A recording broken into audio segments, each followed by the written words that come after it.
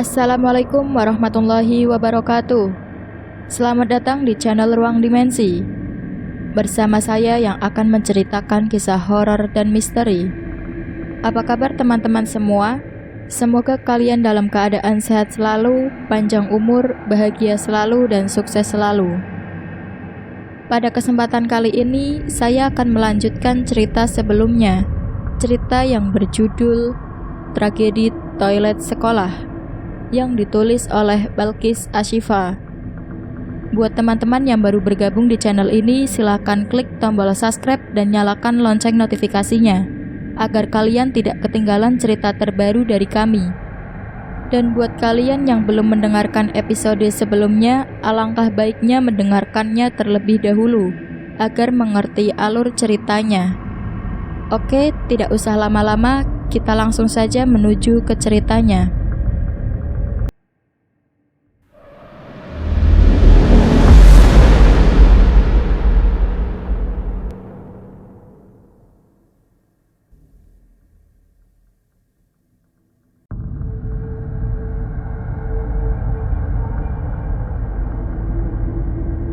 Mataku mulai terbuka perlahan dan mengerjap beberapa kali. Pak Reza, saya siuman.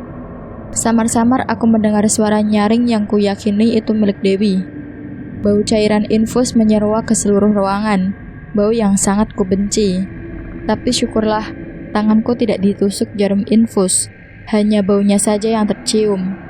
Aku mencoba untuk bangun, tapi leher dan punggungku masih terasa nyeri setelah mendapat perlakuan spesial dari Junet tadi. Tunggu, di mana Junet? Dan di mana aku? Sebentar ya, saya periksa dulu.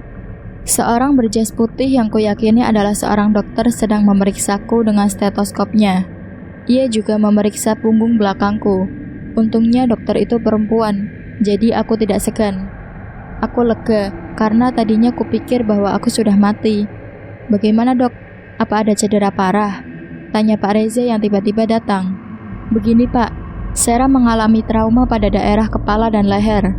Untung saja pertolongan pertamanya tepat, jadi dapat mengurangi sedikit resikonya, ucap dokter tersebut. Kecemasan terlukis di wajahnya. Ya ampun, apa kondisiku separah itu? Apa dia mengalami laserasi? Pak Reza kini bertanya lagi. Wajahnya kini ikut cemas. Dokter itu menggeleng.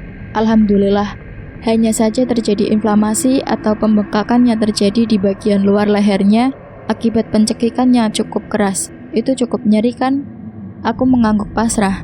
Dokter itu benar, bahkan untuk menelan ludah sendiri pun rasanya sakit. Apa Sarah bisa sehat lagi dok? Tiba-tiba suara itu terdengar. Dewi dan Alfian datang menghampiriku yang sedang terbaring lemah di ranjang rumah sakit. Bisa, nyeri itu akan hilang. Akan saya berikan resep kortikosteroid yang wajib diminum secara rutin. Setelah itu Sarah boleh pulang. Dokter itu tersenyum padaku. Kalau begitu, saya permisi dulu. Mataku menatap punggung belakangnya yang pergi menjauh. Sekali lagi, aku mencoba untuk bangun. Nyerinya sudah tidak separah saat pertama kali aku bangun tadi. Dewi yang melihatku pun membantuku untuk duduk. Bagaimana Sarah? Masih sakit? Pak Reza menarik kursi dan duduk di samping ranjang. Tidak terlalu, Pak. Sher, Alfian mencolek lenganku. Gimana rasanya ciuman pertama? Ia mengedipkan matanya. Hah, aku rasa dia cacingan. Maksudnya apa sih? Alfian tertawa kecil. Saat lo hampir kehabisan napas kemarin lusa, Putra kasih napas buatan ke lo secara langsung tanpa perantara. Tapi lo gak sadar juga, akhirnya dibawa ke rumah sakit deh. Aku melongo. Serius, aku terkejut. Entahlah. Jadi gue udah 2 hari di rumah sakit. Ia mengangguk. Orang tua gue kemana? Tanyaku sambil celingak-celinguk. Tadi ada, mereka menginap seharian menjaga kamu. Sekarang orang tuamu ada pekerjaan yang penting katanya. Jadi untuk sementara saya yang menjaga. Pak Reza mengambil sebuah apel yang terletak di meja kecil samping ranjangku. Lagi pula kamu pasti punya banyak pertanyaan tentang apa yang terjadi. Aku menoleh ke arah Pak Reza. Iya Pak, ternyata Junet, dia selama ini yang Ya, saya sudah tahu semuanya. Kasus ini sudah selesai, Sarah. Pak Reza menjawab dengan santainya sembari menggigit apel yang tadi ia ambil. Aku bahkan belum selesai bertanya. Maafin kita, Sher. gue gak bisa tolong lo di saat yang tepat. Dewi mendekapku dari samping. Ia terlihat sangat sedih. Tunggu, di mana Putra? Begitu aku bertanya, wajah mereka langsung tertunduk. Perasaanku mulai tidak enak. Apa yang sudah terjadi? Mengapa tiba-tiba Putra bisa datang ke toilet kemarin lusa? Padahal dia diborgol Pak Reza sejak di acara perlombaan dance-nya Dewi. Tenang, Sher, lo gak usah panik, saut Alfian. Dia tidak tahu saja bagaimana rasanya hampir mati. Gimana gue gak panik, Al? Gue hampir mati saat itu. Kalau Putra gak datang, mungkin gue udah ada di dalam tanah sekarang. Sumpah, aku panik. Tanpa sadar mataku mengeluarkan air mata. Di mana Junet? Di mana psikopat gila itu? Tolong tangkap dia. Jangan sampai ada korban lagi. Pak Reza menghentikan makannya. Ia membuang napas pelan. Tenang, Sera. Saya akan jelaskan semuanya. Berjanjilah untuk tidak bertanya terlebih dahulu saat saya menjelaskan. Aku mengangguk. Pak Reza mengubah posisi duduknya.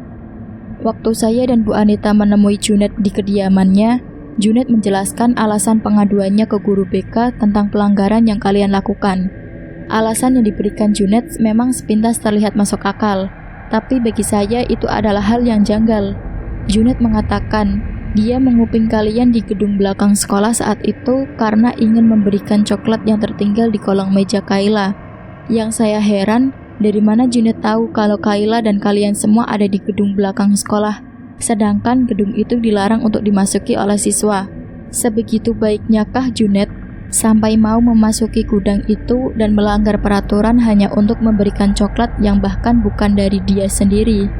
Saya mengambil kesimpulan bahwa Junet sudah mematai-matai kalian. Kami semua menegang. Kemudian rekan saya menelpon bahwa Junet juga perlu dilakukan pencocokan pornasi kaki karena saat Sonata meninggal, Junet termasuk siswa yang mendapat izin dispensasi untuk keluar kelas. Dan dari pencocokan jejak kaki itulah, saya dapat kabar bahwa ada 3 orang yang memiliki kecocokan jejak yang sama, Alfian, Putra, dan Junet. Saya mulai menaruh curiga pada ketiga orang ini. Pak Reza melirik sekilas ke arah Alfian yang memandangnya bingung. Kepolisian sudah mencari tahu tentang nomor ganda milik Putra. Kami lambat dalam menentukan peretasnya karena titik lokasinya tidak stabil. Kemudian saat saya mengetahui Syera dan Putra akan pergi ke perlombaan dance, kedua titik koordinatnya berada dalam satu titik yang sama. Akhirnya saya mengikuti kalian. Lalu di sana saya melihat ada Junet. Awalnya saya kira hanya kebetulan, tapi gelagatnya aneh. Dia menuju ruang ganti khusus perempuan yang ternyata ada Dewi dan Syera di sana. Saya mendengar bahwa Junet ingin melakukan pembuktian terhadap apa yang dia cari. Kemudian kalian menguping pertengkaran antara Putra dan Alfian. Begitu juga dengan saya. Jadi kita saling menguping. Pak Reza tertawa kecil. Ia mengeluarkan gawainya yang tersimpan di saku. Alfian tersenyum malu. Sedangkan aku dan Dewi masih diam menyimak penjelasan Pak Reza. Awalnya saya tidak tahu mengapa Alfian tiba-tiba saja menuduh Putra hanya karena sebuah robekan foto. Saya merekam pembicaraan kalian. Saya agak terkejut begitu Putra mengakui dia pernah menyukai Kayla dan mengatakan ini. Pak Reza menekan tombol on di layar ponselnya. Bahkan gue berpikir lebih baik Kayla mati daripada dia harus menderita mengurus anak dari laki-laki brengsek itu. Pak Reza tersenyum kecil. Saya sempat menuduh Putra juga karena ucapan rancu ini. Namun saat pemeriksaan, Putra tidak bersalah. Perlu digarisbawahi bahwa Putra berkata, bahkan gue berpikir. Dia baru saja berpikir dan belum melakukan. Lalu bukti yang menguatkan bahwa Putra tidak bersalah adalah pornasi jejak kaki itu. Pak Reza menarikkan jemarinya di layar ponsel. Sepertinya dia mencari suatu file di sana. Pak Reza menunjukkan sebuah foto bergambar jejak kaki. Ini jejak kaki si pembunuh. Jenis high art atau pornasi tinggi. Pemilik jenis kaki ini ditandai dengan adanya lengkungan besar yang terbentuk antara ibu jari hingga tumit dan menyisakan sedikit garis pada telapak kaki.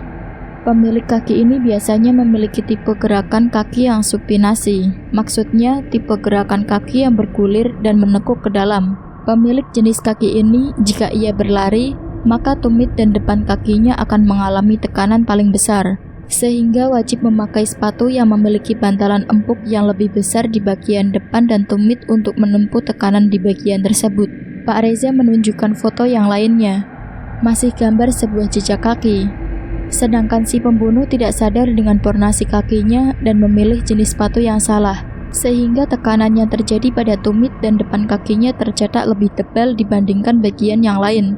Itulah mengapa pornasinya mudah dianalisis, dan pemilik pornasi ini adalah Junet. Putra dan Alfian memiliki pornasi yang normal.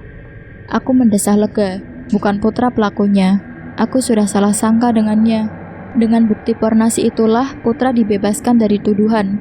Alasan saya kembali mencurigai Junet ketika Dewi dan Alfian bercerita bahwa Junet yang mengarahkan mereka untuk mencurigai Putra. Junet tidak dekat dengan kalian kan? Tapi bagaimana dia bisa tahu bahwa Putra seorang Alexi Tamiya? Serta banyak bukti lain yang sangat masuk akal, namun terkesan dibuat-buat. Dia banyak bicara, bahkan untuk hal-hal yang tidak penting. Dan arahan dari Sonata ternyata benar. Yang banyak bicara adalah yang membawa petaka, bukan begitu? Pak Reza menatap kami satu persatu. Ternyata kami begitu bodoh, mudah terhasut, dan ceroboh. Saya simpulkan bahwa Junet patut dijadikan terduga bersalah. Hanya saja tidak ada bukti otentik saat itu. Saya berencana untuk menangkap Junet dengan keadaan di mana dia tidak bisa lagi mengelak. Kalian tahu, alasan saya membolehkan kepala sekolah untuk mengaktifkan kembali kegiatan belajar mengajar di sekolah? Aku dan Dewi menggeleng. Alfian menjentikkan jari. Karena pelaku akan selalu kembali ke tempat kejadian perkara. Betul sekali. Toilet itu juga tidak dibersihkan semuanya, sengaja, agar si pembunuh tidak akan mengira ada perubahan yang signifikan di toilet itu. Sehingga dia tidak akan menyadari ada alat perekam di bawah wastafelnya, sahut Pak Reza. Dewi mengusap bahuku pelan. Dan begitu gue dapat pesan dari lo, kalau lo lagi di toilet lama sekolah, gue langsung kasih tahu Pak Reza yang kebetulan datang ke sekolah. Putra juga ikut saat itu. Dia langsung panik dan mau masuk ke toilet perempuan gitu aja. Gue pikir lo lagi ada masalah perut, makanya sempat gue tahan. Tapi gue gak nyangka kalau lo hampir mati saat itu. Maaf Syara. Aku menjawabnya dengan senyuman. Gak apa-apa Dew, lo tepat waktu. Kasian Junet pak. Celetuk Alfian pelan. Dia cuma putus asa sampai mengambil langkah yang salah dan berkembang menjadi orang yang pengecut. Pak Reza menarik napas cukup lama, kemudian menghembuskannya pelan. Ya, saya tahu. Trauma mendalam yang menyebabkannya menjadi seorang pecundang. Dendamnya hanya pada Glenn, tapi ia tidak tahu bagaimana seharusnya balas dendam itu tersalurkan. Saya tidak yakin bila Putra tidak melakukannya kemarin, mungkin Junet sudah stres karena tidak kuat menanggung beban pidana akibat pembunuhan berencananya itu. Aku menoleh. Apa yang Putra lakukan, Pak? Junet kenapa? Semuanya tertunduk lesu. Aku bingung. Apa yang sebenarnya terjadi setelah aku pingsan? Permisi, ucap seorang perawat yang masuk ke kamarku. Wali dari saudara Syara dipersilahkan untuk mengambil resep obat ya. Dokter juga membolehkan Syara untuk pulang. Baik, saya akan menebus obatnya. Terima kasih suster. Kemudian perawat itu berlalu. Pak Reza berdiri. Ia merapikan kemejanya. Setelah saya menebus obat, kita ke kantor polisi. Persiapkan diri kamu Syara. Bapak belum jawab pertanyaan saya. Ada apa dengan Junet? Kemana Putra? Junet meninggal Syara. Akibat peluru yang ditembakkan oleh Putra tidak sengaja menembus jantung dan ginjalnya. Pak Reza menghentikan langkahnya menuju pintu.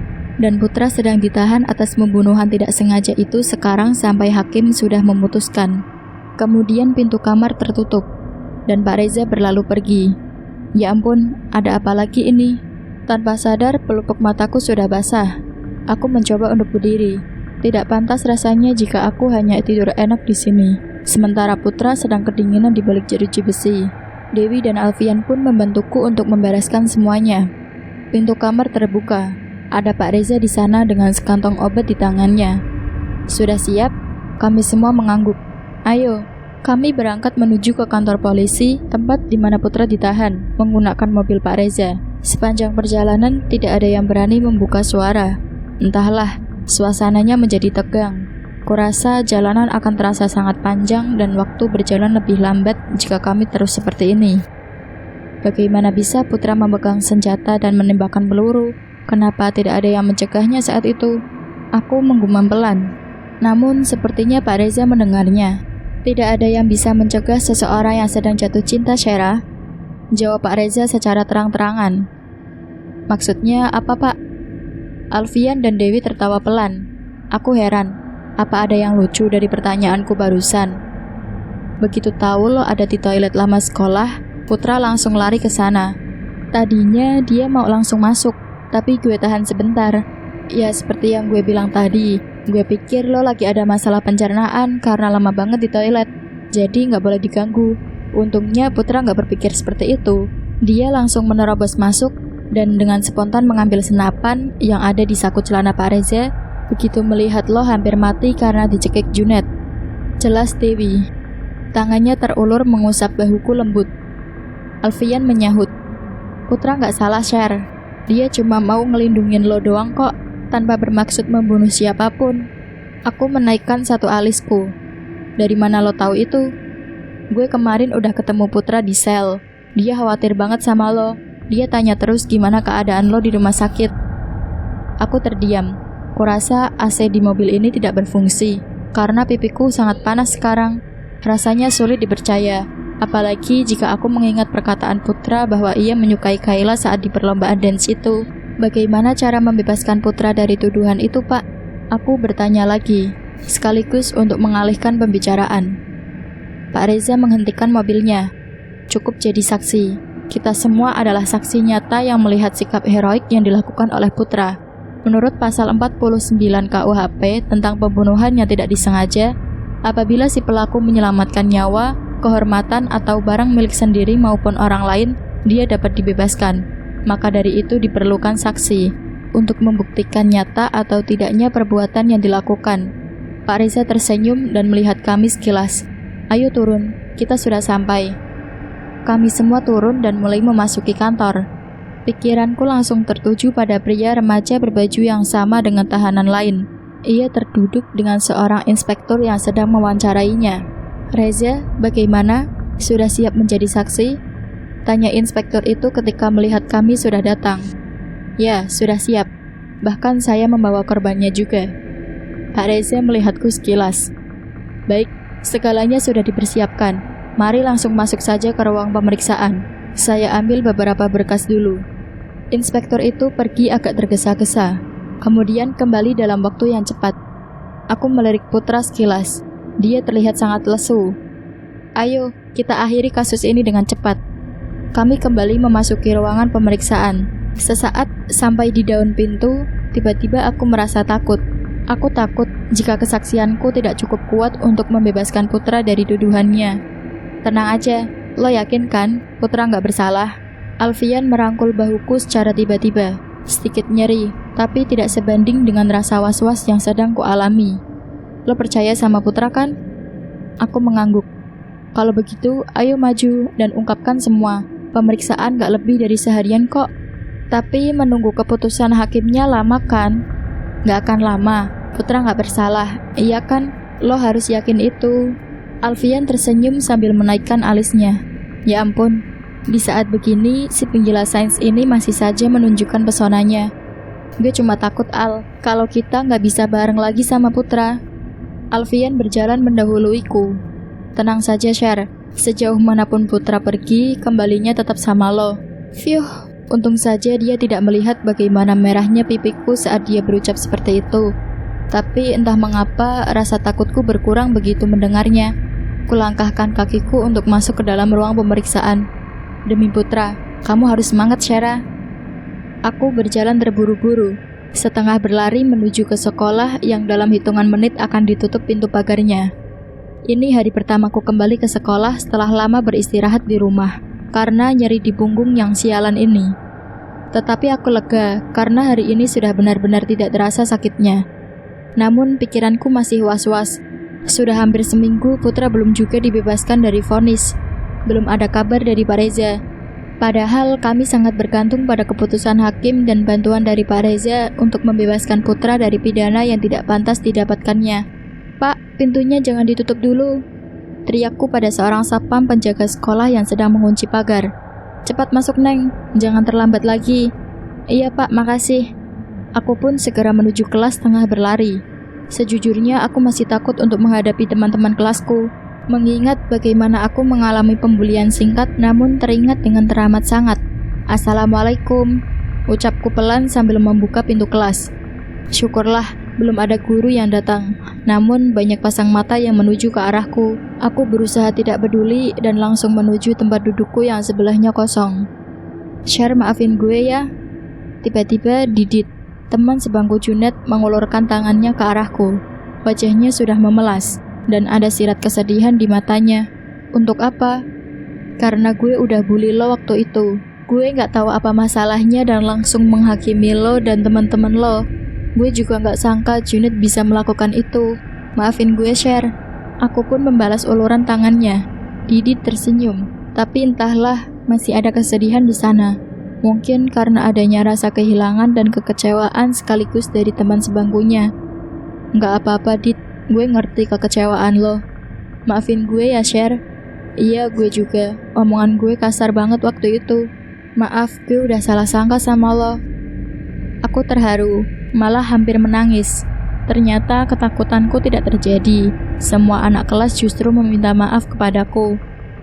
Guys, Raffi, seorang ketua OSIS yang kebetulan adalah anak kelasku, tiba-tiba berdiri di depan kelas, seakan ingin mengumumkan sesuatu.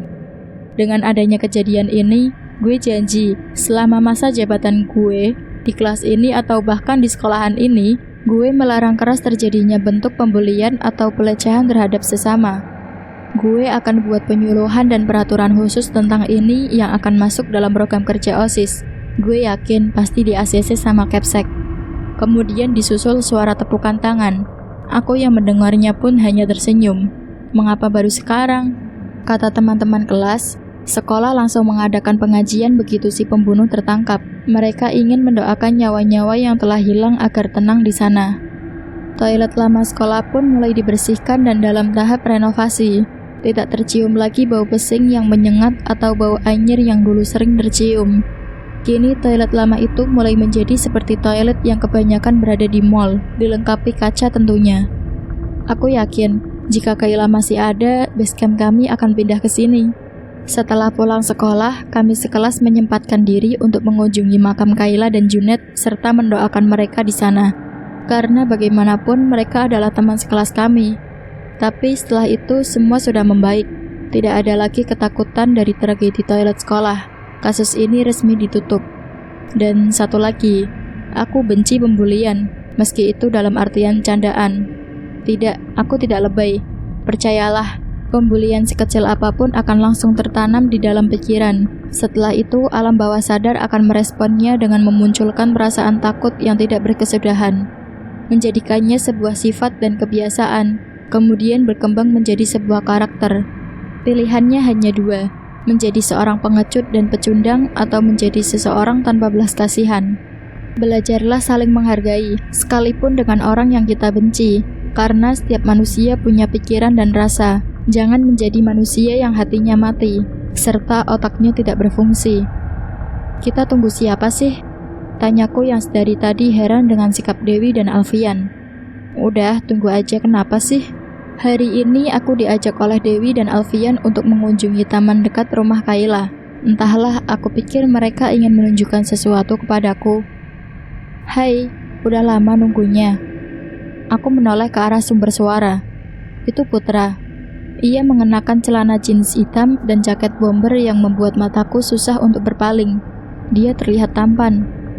Tunggu, Putra bebas. Woi bro, baru datang kok kita. Duduk kuy, ajak Alfian. Aku masih berdiam diri, sedangkan Dewi dan Alfian sudah berbicara banyak dengan Putra. Intinya, Putra bisa dibebaskan sesuai pasal 49 ayat 2 KUHP tentang pembelaan darurat yang melampaui batas. Dibebaskan dari hukuman karena menyangkut keselamatan orang lain.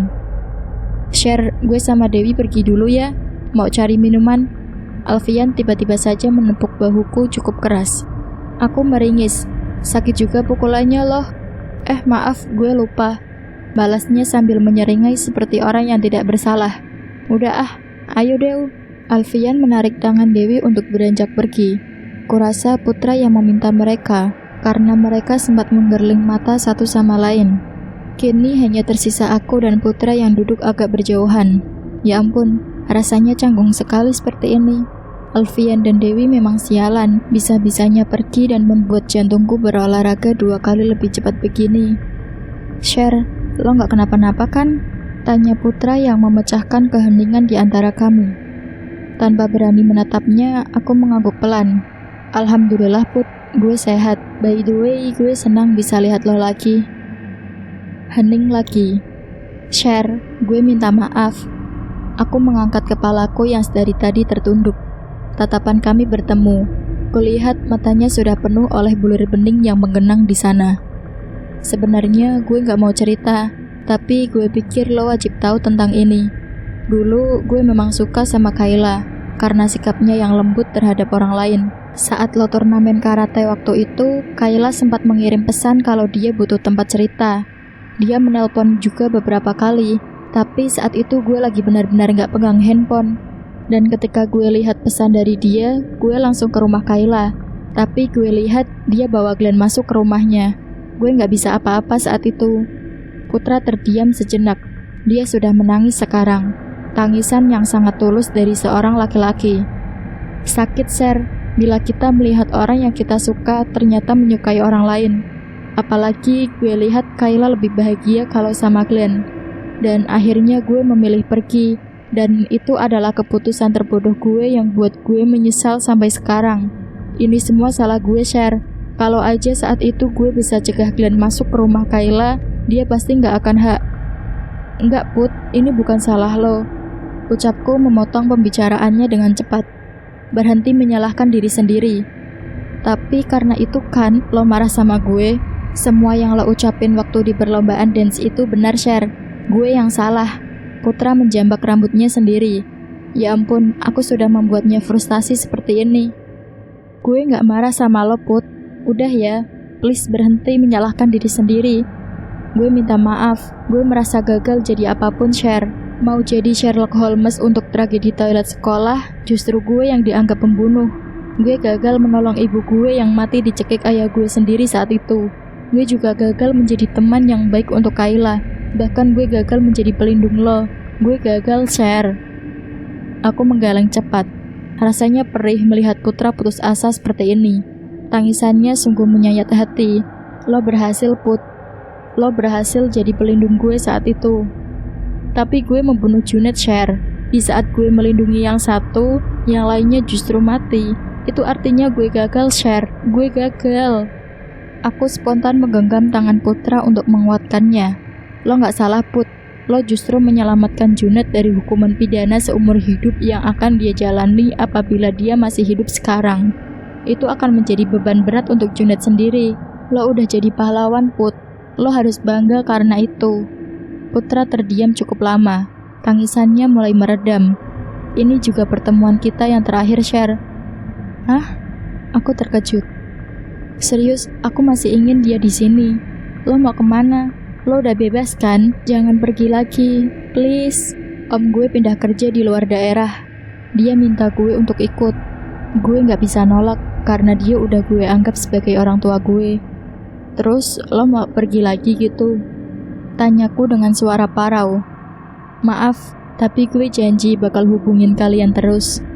Alfian dan Dewi tahu soal ini. Ia mengangguk pelan. Makanya gue mau pamit sama lo langsung. Hening. Aku malas untuk menangis lagi sekarang. Lo inget gak saat Five Holmes pertama kali menonton film produksi Marvel Studios dan DC waktu itu? Tanya Putra mengalihkan pembicaraan. Aku tahu, itu juga untuk mencairkan suasana. Aku mengangguk. Saat itu kita langsung menentukan pahlawan favorit kita masing-masing. Putra tersenyum. Dewi suka Kapten Amerika, Kayla menyukai Catwoman, Alfian ingin menjadi Iron Man, sedangkan lo pilih jadi Spider-Man. Aku tertawa kecil. Kembali lagi terputar memori manis itu. Dan saat itu cuma lo yang gak tahu apa pilihan lo, iya kan? Tapi sekarang gue tahu mau jadi apa. Apa? Yakin lo mau tahu? Aku mengangguk antusias. Iyalah, lo emang mau jadi apa kalau jadi superhero? Your man. Sial, pipiku memanas sekarang. I want to be your man. Boleh kan? Ya ampun, aku harus jawab apa? Aku hanya meliriknya sekilas. Sekarang memandang wajahnya saja aku tidak berani. Lemah sekali aku, ya ampun. Cie, jawablah, Sher. teriak Alfian tiba-tiba. Ternyata Dewi dan Alfian bersembunyi dan menguping semuanya. Sial, benar-benar sialan. Jawab Cher, kasihan Putra. Ya, you will. Jawabku sambil menutup muka. Aku yakin wajahku mirip kepiting rebus sekarang. Akhirnya cewek tomboy kita bisa punya gandengan, seru Alfian dan Dewi bersamaan. Mereka kompak sekali jika sudah mengungkit status kejombloanku. Putra tersenyum ke arahku. Jangan marah-marah lagi ya, kamu itu udah bikin aku kayak lirik lagu balonku setelah meletusnya balon hijau tahu. Kami semua diam dan berpikir apa maksud perkataannya. 1 detik, 2 detik, 3 detik. Dasar gombal, ucap kami bersamaan. Iya, semuanya sudah selesai. Kurasa ini cukup membahagiakan.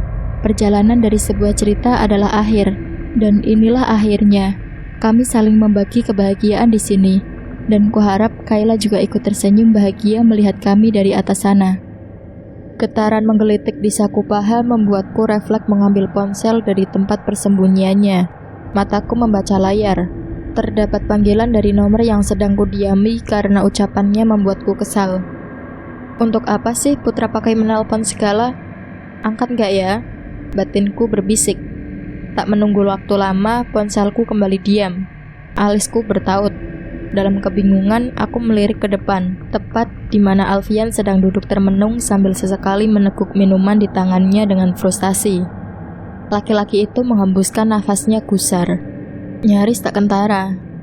Aneh. Sepersekian detik kemudian, sebelum aku sempat bertanya-tanya, ponselku kembali bergetar, masih dengan nomor yang sama. Aku pun memilih mengangkatnya saja. Halo? Ucapnya memulai pembicaraan dari sana. Kenapa? Buat apa telepon? Kangen lah, emang gak boleh. Tuan Putri masih bete nih. Ladek Putra dengan nada khasnya. Tak bisa kupungkiri, ucapannya barusan ampuh membuat sudut bibirku tertarik ke atas. Meski setengah mati kupertahankan amarah ini. Enggak, kangennya bohongan. Kenapa gak mau datang nemenin aku hari ini? Bukan gak mau Shera, tapi gak bisa. Aku baru bisa pulang, kemungkinan seminggu lagi setelah sidang aku dilaksanakan. Aku masih membisu. Insya Allah aku datang pas kamu wisuda. Nanti kamu juga harus datang ke wisuda aku ya, tambah Putra. Kalau bicara waktu dan jarak, kami sangat lekat dengan dua kata itu. Aku di Lampung dan dia di Bandung. Ia berhasil mendapat jurusan teknik di salah satu universitas negeri terbaik di sana. Kami sama-sama mahasiswa tingkat akhir. 6 tahun berjalan singkat kala kami bersama, meski beratus kilometer memisahkan. Kami berhubungan baik, komunikasi pun berjalan seadanya, tidak berlebihan dan tidak kekurangan. Karena aku tahu, Putra juga punya urusan yang lebih penting dibandingkan meladeni chatku yang sekedar memberi kabar. Aku juga semakin mengenal Putra yang sebenarnya. Ia tidak selalu monoton atau misterius seperti saat SMA dulu. Sifatnya cenderung menyenangkan, humoris, dan acap kali membuat bibirku tak berhenti mengulum senyum. Namun tak jarang pula membuatku kesal karena ia seringkali memamerkan kedekatannya dengan teman-teman cantik primadona Fakultas Teknik. Gak datang aja ke wisudanya Zahra, kan dia lebih dekat sama kamu daripada aku di sana. Omelku. Ya aku maunya gitu, tapi impuls saraf pusat cuma menitahkan satu nama yang bisa diterima Dendrit. Siapa? Namanya Shera. Cewek ngambekan yang bikin aku gemes sendiri. Ih, gebel. Gombal sayang, balas Putra. Jika saja aku sedang di dalam gua yang ramai dengan kelelawar bergelantungan, sudah kupastikan mereka akan terbang cepat meninggalkan tempatnya, karena teriakanku yang sukses membuat gendang telingaku sendiri berdengung. Ya ampun, ternyata semanis ini rayuan seorang pria. Udah dulu ya, sejam lagi aku kabari. Titip salam untuk Alfian, Dewi, dan Pak Reza. Jaga diri di sana. Wassalamualaikum. Dan sambungannya terputus sepihak. Aku rasa Putra memang sedang sibuk. Perhatianku teralihkan dengan kedatangan seorang gadis muda berambut pendek hitam sebau dengan poni di dahinya yang ditata miring. Warna bibirnya senada dengan jepitan pink yang ia kenakan. Ia melontarkan senyuman maut bagi kaum Adam yang melihatnya. Lo habis dari mana, Dew? Tanya Alfian. Wajahnya masih tersirat kekecewaan. Aku tahu betul, hari ini adalah hari istimewa bagi sebagian orang. Tapi untuk Alfian, ini layaknya paradoks yang dirasakan. Seperti di antara keramaian, atau seperti kebahagiaan di atas kesedihan dalam satu waktu. Gue habis salaman tadi sama Hendrik dan suaminya. Dia cantik banget hari ini, Al. Wajar sih kalau lo suka sama dia, balas Dewi dengan senyum sarkas. Sembarangan. Tangan Alfian yang tidak memegang gelas terjulur mengacak rambut gadis di depannya. Seperti sudah siap diceramahi, Alfian lantas terkekeh. Jangan ngambek Slebeu, ledek Alfian, memanggil Dewi Slebeu, nama yang hanya boleh ia yang pakai. Dewi membalas perbuatan Alfian dengan cubitan di pinggang. Pria itu menghindar sambil berteriak geli. Aku menonton interaksi mereka dengan senyuman kecil, mencium semerbak bau friendzone di udara. Terus aja terus, mentang-mentang bebek gue lagi di Bandung, lo berdua jadiin gue nyamuk di sini. Gerutuku kesal karena kehadiranku tidak terlihat di sini. Alfian masih terkekeh kecil. Maaf Sher, gue lagi berusaha biar gak terlalu kecewa saja sekarang, balasnya. Ya, gue ngerti kok, santai aja. Mendalami ilmu psikologi di universitas membuatku mengerti bagaimana cara memahami orang lain, baik dari segi fisik maupun mentalnya, pun cara mengetahui kebohongan seseorang. Aku bukan Tuhan yang mengetahui isi hati semua manusia. Ilmu psikologi menyangkut pada salah satu materi berkenaan dengan mikroekspresi. Dapat ditunjukkan melalui perubahan perilaku secara tidak sadar, ritme suara, kedipan mata, pengaturan irama nafas, pembesaran pupil atau gerakan tangan dan kaki yang bergerak secara spontan akan menunjukkan suatu indikasi kebohongan. Dan tanda-tanda itu tidak terjadi saat Alfian berkata bahwa ia kecewa. Hari ini adalah hari pernikahan Andri, seorang gadis universitas dari Fakultas Kedokteran, satu kelas dengan Alfian, yang menjadi alasan mengapa pria itu selalu tersenyum kala melihatnya. Namun siapa yang sangka kalau jodohnya ternyata seorang pria yang mewarisi genetika dari Pak Reza. Ya, Andri menikah dengan anak Pak Reza, inspektur yang pernah membantu kami menyelesaikan masalah dan memutus lingkaran setan tentang tragedi 6 tahun lalu. Itulah alasan kami mendapat undangan khusus dari Pak Reza. Ya udah, kalau jodoh nggak akan kemana Al, mending ikut gue kuy, kita rampok stand kue kering di sana. Dewi menunjuk ke arah salah satu stand makanan. Tenang, gue udah siapin kantong kresek buat dibungkus. Tambahnya lagi, gila, gue punya teman kreatifnya tanpa batas. Kuy lah. Lo ikut nggak Share? Aku menggeleng. Gue lagi nggak mood. Oke, gue jamin lo bakal merugi sebentar lagi. Untuk anak kos seperti kami, makanan gratis adalah ladang keuntungan yang hakiki. Secara nyata dapat meminimalisir kebocoran pada dompet dibandingkan memesan makanan di warteg sekitar kos ataupun memesan dari ojek daring yang jauh lebih mahal. Sementara Alfian dan Dewi merampok kue kering, aku di sini hanya menatap punggung mereka. Mengapa Alfian bukan jatuh cinta pada Dewi saja? Netraku tak berhenti menatap sekitar. Selama bertahun-tahun aku terdaftar sebagai mahasiswa di sini, baru kali ini aku merasa keren, menjadi bagian dari tamu undangan yang akan mendapat gelarnya dari hasil berjuang 4 tahun.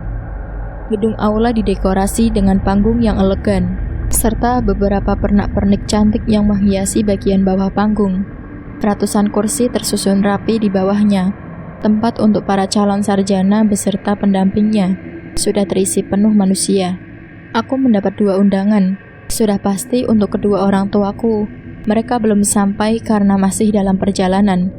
Begitu pula dengan Alfian dan Dewi. Namun belum ada kabar dari Putra. Sudah 3 hari terakhir ia menghilang. Komunikasi kami tidak lancar, dan aku tidak tahu apa yang ia lakukan sekarang. Apakah dia bosan? Atau sedang sangat sibuk? Bisa jadi dia memiliki yang baru. Banyak sekali pikiran sial yang memenuhi pikiranku. Berbagai nama sesuai abjad sudah disebut untuk maju ke panggung dan menerima predikat sarjana. Salamah Andaresta, panggil sang MC yang menyebutkan satu persatu nama melalui pengeras suara. Sudah masuk huruf S. Tak lama lagi namaku disebut. Tanganku basah karena peluh dan perasaanku tegang. Scarlett Johansson. Kepalaku masih celingak-celinguk mencari kerabatku yang sudah datang. Tapi nihil. Aku rasa mereka tidak akan sampai tepat waktu. Syera Farhana Pradipta. Aku berdiri, melangkah mantap menuju panggung, memakai toga dan baju kebesaran universitas. Seperti pada umumnya, menerima sertifikat, pemindahan tali toga, dan bersalaman dengan beberapa dewan perwakilan universitas dan dosen. Lalu kembali ke tempat duduk semula. Ponselku bergetar. Terdapat pesan di sana. Dikirim oleh orang yang aku khawatirkan belakangan ini. Dari Maiman. Maaf, aku nggak bisa datang. Hatiku mencelos. Mengapa dia baru menghubungiku sekarang? Membatalkan janji tanpa menyertai alasan. Kumatikan ponsel dan kuletakkan dalam saku paling dalam. Entahlah, aku seperti mengalami kekecewaan yang dirasakan Alfian saat itu. Aku mengusap wajah, mencoba untuk terlihat bahagia di hari yang memang seharusnya bahagia.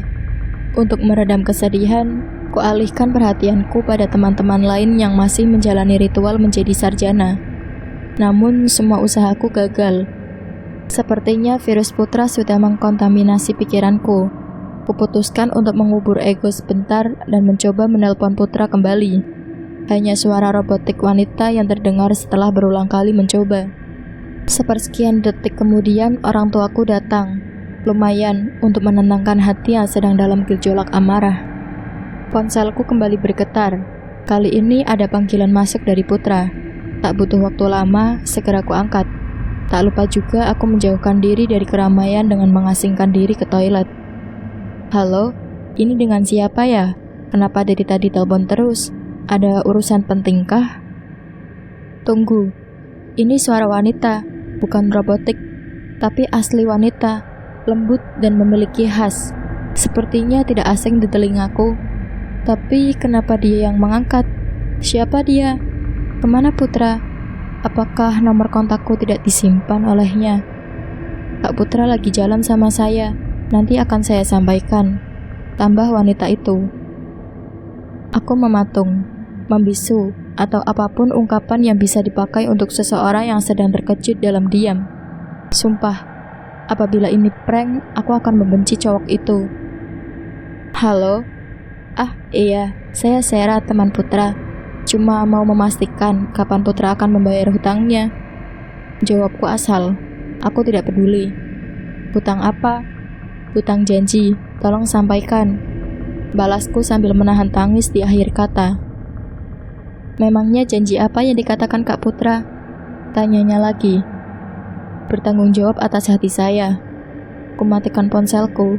Sedihnya memang tak separah saat kehilangan Kayla, tapi kali ini jatuhnya lebih sakit. Bodoh sekali aku, selama ini percaya pada hal yang dapat mengkhianatiku kapan saja. Tak kuhiraukan lagi make upku yang ditata rapi sejak pagi. Ini lebih berat rasanya daripada menyelesaikan skripsi dalam 1 minggu. Share, lo di dalam. Terdengar ketukan dari luar. Aku mengenali suara itu. Dia Dewi. Syukurlah dia datang. Aku akan benar-benar drop bila sahabatku tidak hadir juga. Kubuka pintu toilet. Di sana ada Dewi yang nampak khawatir. Lo diare? Aku menggeleng. Sebisa mungkin mempertahankan ekspresi baik-baik saja yang susah payah kulatih. Putra udah datang. Kali ini Dewi yang menggeleng. Aku rasa benar. Selama ini Putra membohongiku. Dew, gue pernah LDR. Gue di Lampung, dia di pelukan orang lain. Nyesek ya? Ujarku memancing rasa penasaran Dewi. Tidak ada salahnya, aku cuma ingin melegakan perasaan. Lo ngomong apa sih, Sher? Ngelantur tahu. Oh iya, lo bukan Kayla, lo gak akan ngerti. Kakiku beranjak pergi meninggalkan toilet dan Dewi yang sibuk dalam pikirannya sendiri.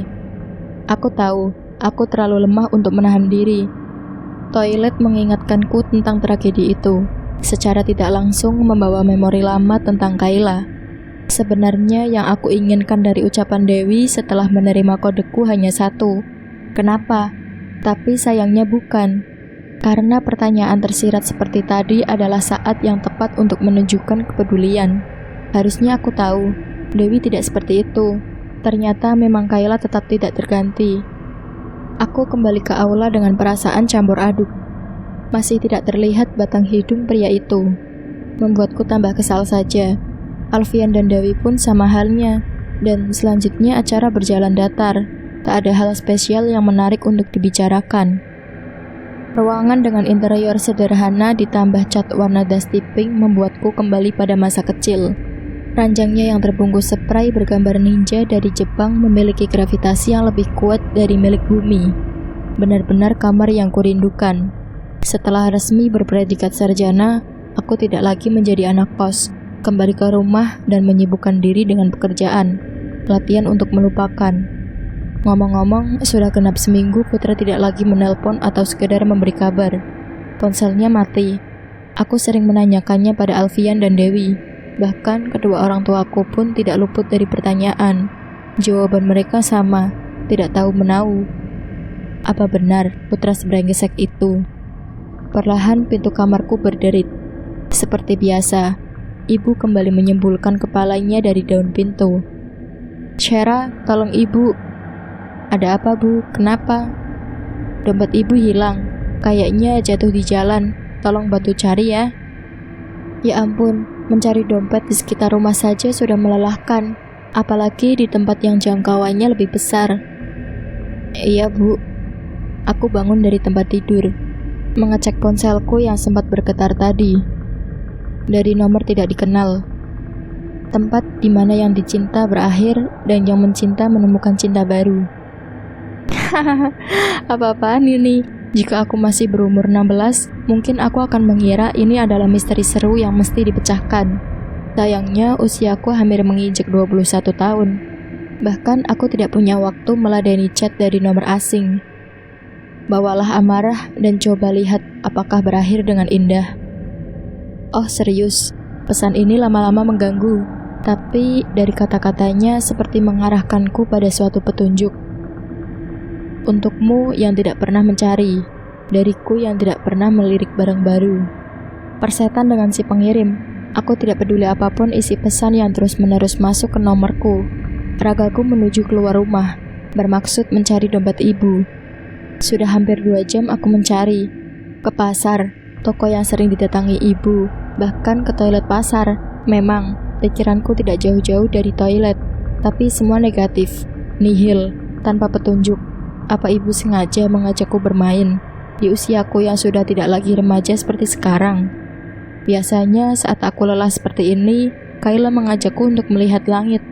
Entah apa maksudnya.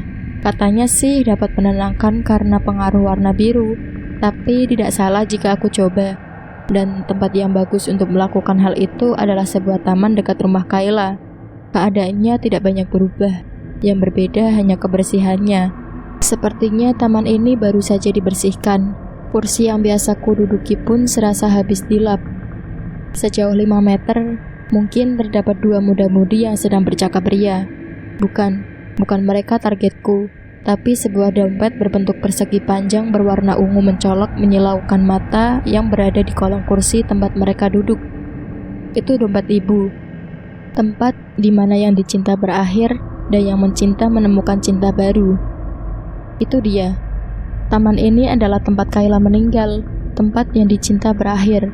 Dan di sini pula aku menemukan cinta baru. Tempat Putra mendeklarasikan diri sebagai my man. Kuputuskan untuk mengambil dompet itu dari balik punggung mereka. Naas, yang kulihat dari 2 muda-mudi itu ada orang yang kukenali, bahkan mulai aku rindukan. Itu Putra dengan wanita lain.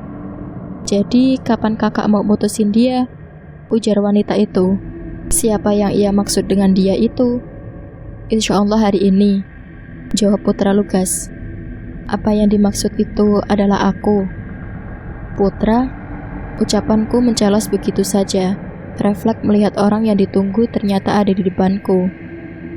Ia lantas menengok ke belakang.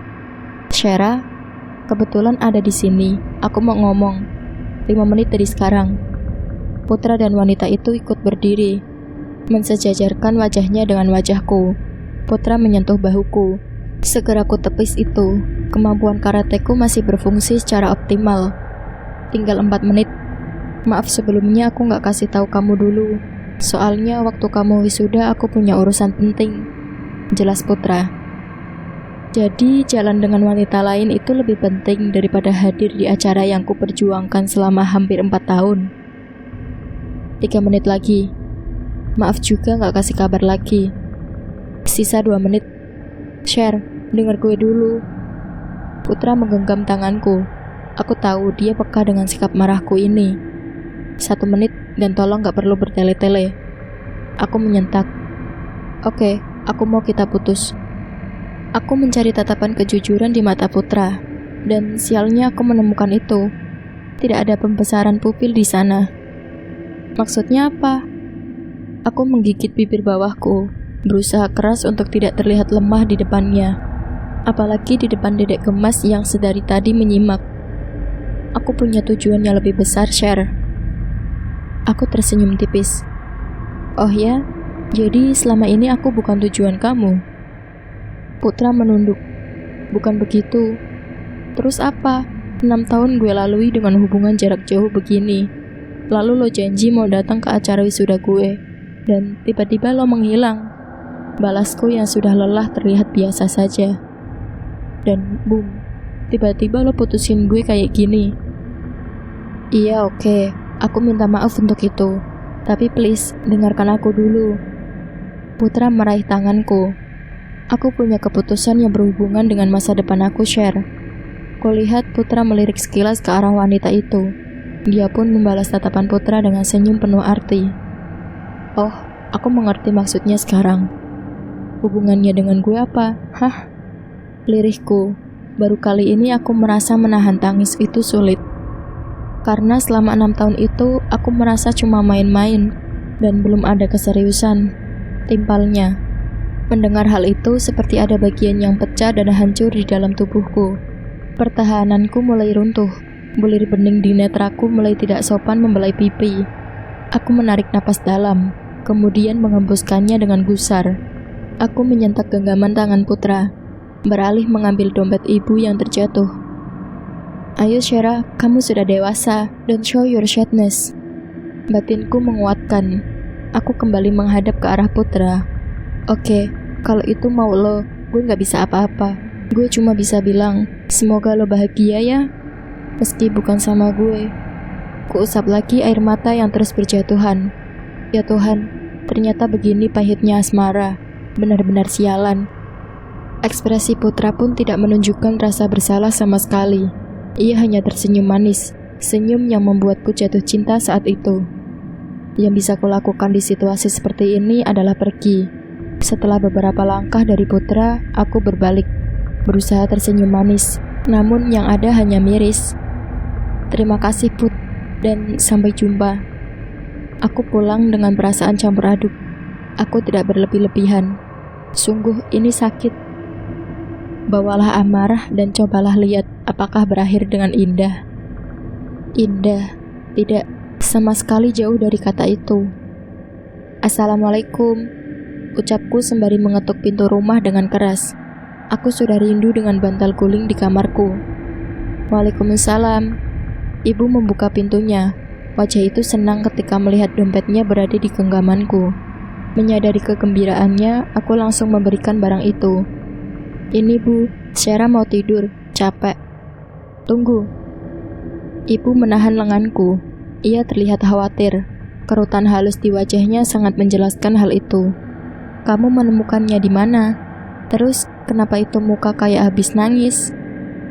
Perasaan ibu benar-benar peka. Kenapa Putra tidak bisa seperti itu ya? Ada di taman dekat rumah Kayla, Bu. Terus kenapa nangis? Ingat sama Kayla. Aku menggeleng kecil. Di sana ada Putra, Bu, dan kita baru aja putus tadi. Oh, baguslah, lebih cepat lebih baik. Ya ampun, ibuku jahat juga ternyata. Bu, aku boleh masuk rumah kan? Cuacanya lagi panas banget. Mau aku atur tapi takut dibilang posesif. Aku masuk ya? Tanyaku mengalihkan perhatian. Ibu tertawa kecil. Iya, nanti kalau mau nangis di bantal, buang ingusnya jangan kebanyakan. Boros. Iya. Ya, setidaknya ibu tidak lagi sibuk bekerja seperti dulu, karena sudah memasuki usia pensiun. Kubanting tubuhku ke atas ranjang. Seperti biasa, bantal dan guling kesayangan selalu menemani. Aku menangis sejadi-jadinya. Untungnya pasokan air mataku banyak, jadi tidak perlu lagi menangis dengan irit. Sesekali juga aku bercermin ke meja rias sudut kamar. Refleksi dari cermin tersebut memperlihatkan seorang gadis dengan rambut tak karuan, mata sembab, dan hidung yang memerah. Ternyata aku jelek ketika menangis. Suatu kenyataan yang sangat kubenci. Apa karena alasan ini Putra memutuskan hubungan kami? Kalau iya, berarti semua laki-laki sama. Benar kata Seven Icon, ketika pria lihat yang mulus langsung berbelok.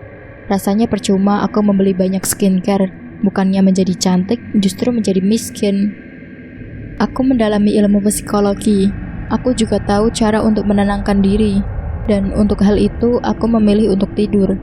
Menurut penelitian pun, tidur setelah menangis adalah suatu kenikmatan yang hakiki dan cukup efektif untuk melupakan kejadian hari ini. Sebuah guncangan dan teriakan ibu menarikku kembali ke dunia nyata. Ya ampun, suaranya berisik sekali. Shera, bangun. Tadi katanya mau tidur. Gimana sih? Tubuhku refleks bangun. Tumben sekali ibu mengatakan hal konyol seperti itu. Kenapa, Bu? Tanyaku sambil sesekali menguap. Cuci muka sana. Ayah mau bicara sama kamu di ruang tamu. Ucap ibu sambil berlalu pergi. Sepersekian detik kemudian aku melakukan apa yang ibu perintahkan. Biasanya jika ayah sudah seperti ini, ada hal penting yang mesti dibicarakan. Ketika dirasa cukup rapi, aku pun keluar kamar. Semua ruangan gelap, termasuk ruang tamu. Alih-alih agar dahiku tidak berpelukan mesra dengan tembok dan mencegah lahirnya benjolan di sana, tanganku aktif meraba dinding untuk mencari saklar. Tertempel sebuah kertas kecil di sana. Klik. Ya ampun. Ruang tamu sudah dihias dengan balon berwarna merah muda dan putih yang senada. Apa ini kejutan? Untuk apa? Ulang tahunku masih sebulan lagi. Untukmu yang tidak pernah mencari, dariku yang tidak pernah melirik barang baru. Isi kertas tersebut sama persis dengan SMS yang dikirim kepadaku. Ibu, ayah, kalian di mana? Aku berteriak tidak jelas. Pikiranku sudah melayang. Apa yang terjadi? Aku berbalik. Sesaat aku kira itu suara hantu, dan ternyata benar. Putra? Iya, dia hantu yang tampan. Jantungku menggila. Napasku pendek-pendek mendengar Putra bernyanyi. Meskipun hanya dengan sebuah gitar, suara Putra terdengar sangat indah ketika menyanyikan lagu Janji Suci milik Yovie and Nuno. Bahkan aku baru tahu ia memiliki bakat menyanyi.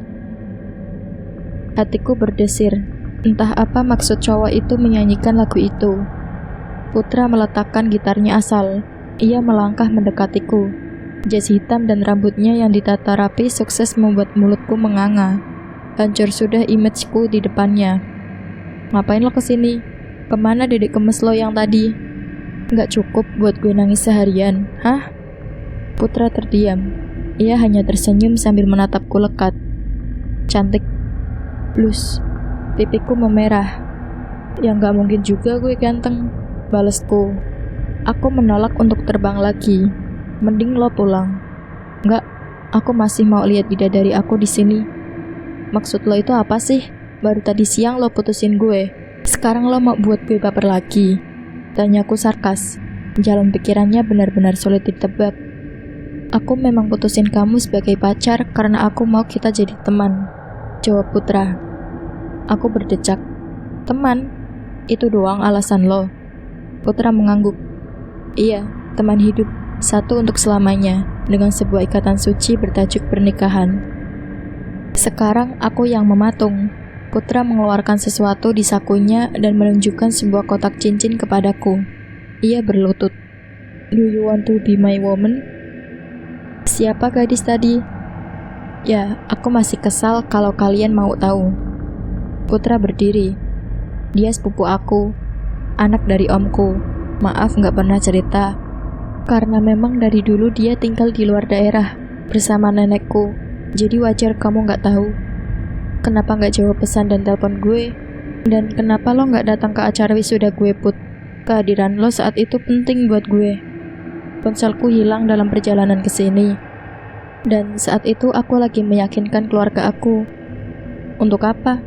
Melamar kamu lah. Makanya sepupu dan om aku ikut sekalian menjadi wali dan saksi.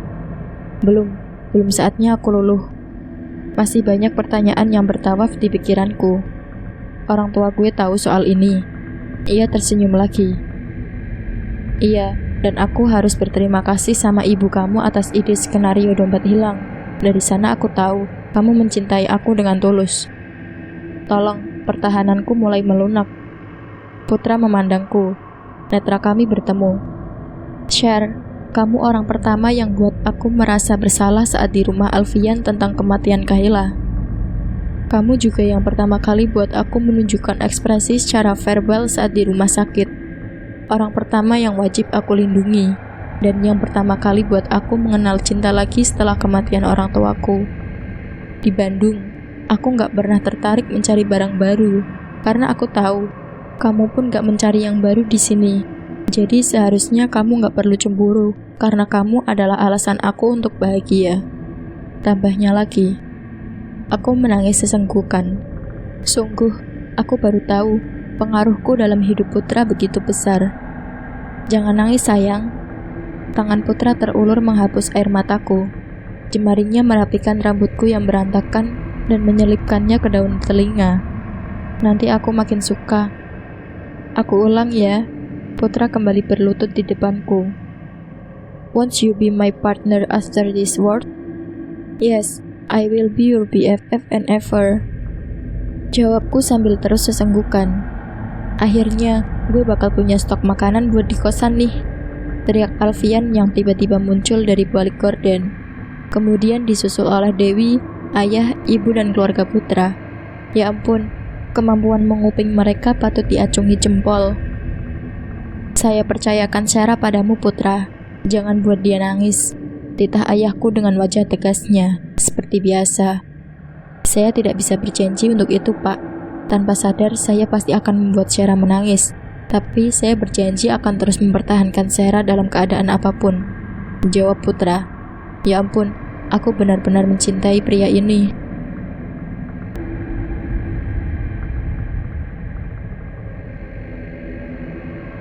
Dan selesai di sini. Cerita tragedi toilet sekolah pun usai. Cerita ini tamat. Selesai sampai di sini. Bagaimana menurut teman-teman tentang cerita ini? Silahkan tulis di kolom komentar. Terima kasih buat kalian semua yang sudah mendengarkan cerita ini sampai habis.